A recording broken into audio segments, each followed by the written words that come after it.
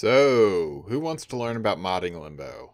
Yeah, this topic's one that I probably should have gone over a while ago, but well, as y'all have noticed, I like to go into a fair bit of detail with my videos. I mean, seriously, I have a 6-minute video that's just about using Limbo on excavation. Detail's kinda my thing. Anyways, I am splitting this video into 5 parts. Yes, I said 5, but don't worry, it's set up this way so that you can pick which parts you actually need from this series and skip the other sections if you don't want them. So yeah, the first section is what we're going to have in this episode, a quick breakdown of a mod combo that will dramatically increase Limbo's durability and how that works, as well as the 2 primary builds that I use on almost every mission.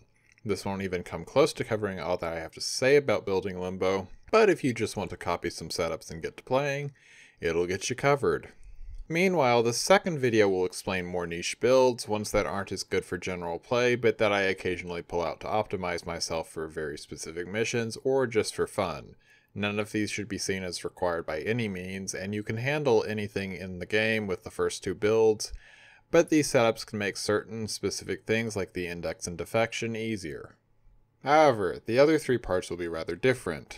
Part 3 is a breakdown of every stat that you can build for and any odd mods for them, and the other 2 cover auras, Xmas, augments, and other noteworthy mods to use on the Rift Magician that don't just affect Limbo's basic statistics.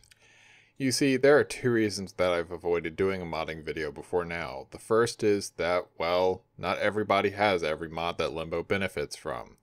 Beyond the fact that some of what he uses are corrupted mods, there's also the problem with that Limbo just isn't that hard to get in the earlier parts of the game. His quest's a bit difficult to solo thanks to it requiring Arcwing interception, but it's certainly doable, and if you are willing to trade for the parts, you only need to be Mastery Rank 4 to access Limbo Prime. For some reason. Anyways, yeah, it's easy to get Limbo before you have the mods for him, so just giving a list of mods that players may or may not have can be a bit frustrating.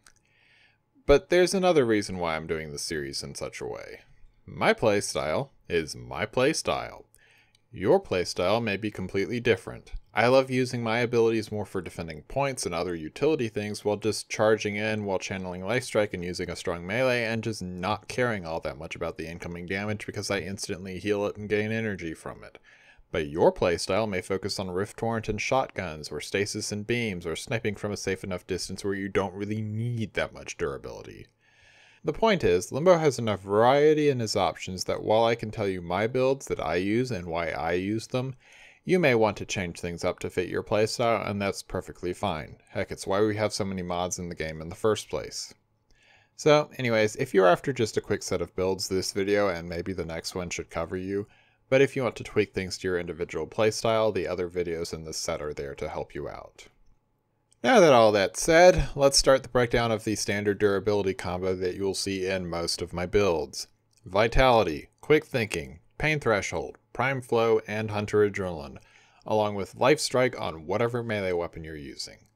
With this setup, you can create something of a loop with your HP and energy. Any damage that you take to your health gives you energy that you can then use a tiny portion of to fuel Life Strike, which if you've got a good melee weapon will probably fully heal you in 1 or 2 hits. Add in Quick Thinking and Prime Flow to give you an additional bit of durability which will grow on hits to your health, and Pain Threshold to limit the amount of staggering you do if an attack goes past your health limit, and as long as you can keep juggling Lifestrike on and off depending on your current health, you don't position yourself too badly, you will be shockingly hard to kill even against level 100 plus content despite your low HP, while also receiving a decent melee damage boost due to channeling's damage amplification.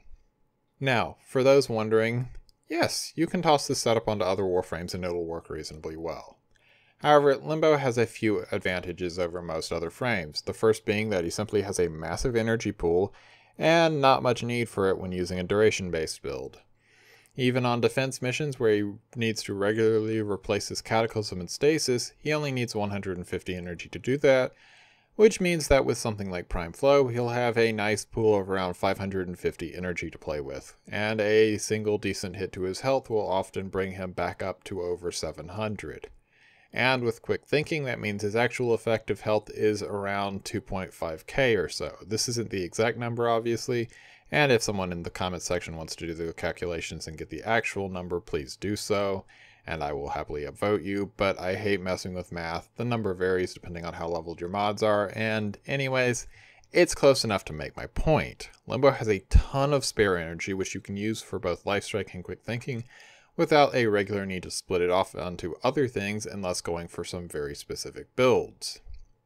But there is another very important thing that Limbo has going for him with this sort of setup. Riftwalk is probably the strongest passive in the game, and it synergizes very well with this setup. Dodging into the rift is an almost instantaneous action, so if you ever feel like things are getting too rough, you can just press shift and slip into the void, and almost always get to safety before you run out of health or energy. Just be aware that you can't riftwalk when you're staggered or otherwise locked into an animation, so make sure to choose your melee weapons with that in mind.